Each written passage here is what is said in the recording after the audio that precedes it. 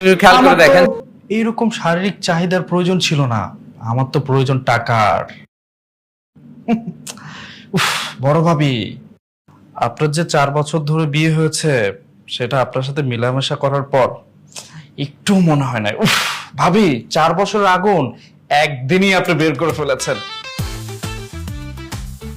সেই ভাল লাগছে। ছোট ভাবি, আপনি আপনার যে বিয়ে হয়েছে সেটা তো আমি বুঝতেই পারিনি। আপনি অনেক সেক্সি আছেন। আরেকটা বিষয়, আপনার সাথে মেলামেশার পর আমি একটা জিনিস বুঝতে পারলাম, আপনার সাথে মিঠু ভাইয়ের কোনো মেলামেশা হয় না, তাই না ভাবি? শুনেন, এবার আমি আসল পয়েন্টে আসি। আমি যে আপনাদের দুইজনের সাথে মেলামেশা করেছি এটা কিন্তু শারীরিক চাহিদার জন্য না, টাকার জন্য। আমার তো টাকার প্রয়োজন, বুঝতে পেরেছেন?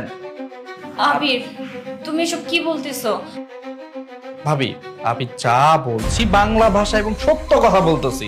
শুনেন, আমাকে না আপনারা দুইজন মিলে 5 লক্ষ টাকা দিবেন, আড়াই আড়াই। যেমনটা 50-50 আমাকে ভাগ করে নিয়েছিলেন ঠিক তেমনটাই। আমার না টাকা খুব প্রয়োজন। আর যদি আপনারা দুইজন আমাকে টাকা না দেন তাহলে এই ভিডিও আমি আপনাদের দুইজনের হাজবেন্ডের কাছে পাঠিয়ে দিব।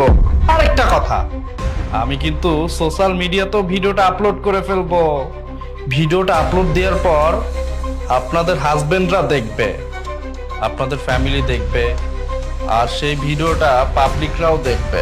পাবলিকরা ভিডিওটা দেখার পর আপনাদের দুইজনকে ফোন দিবে কলগাল হিসাবে, বুঝতে পেরেছেন?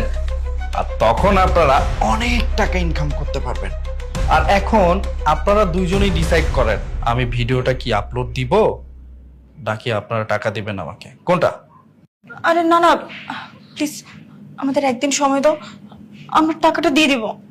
দ্যাটস গুড গার্ল, খুব ভালো লাগছে।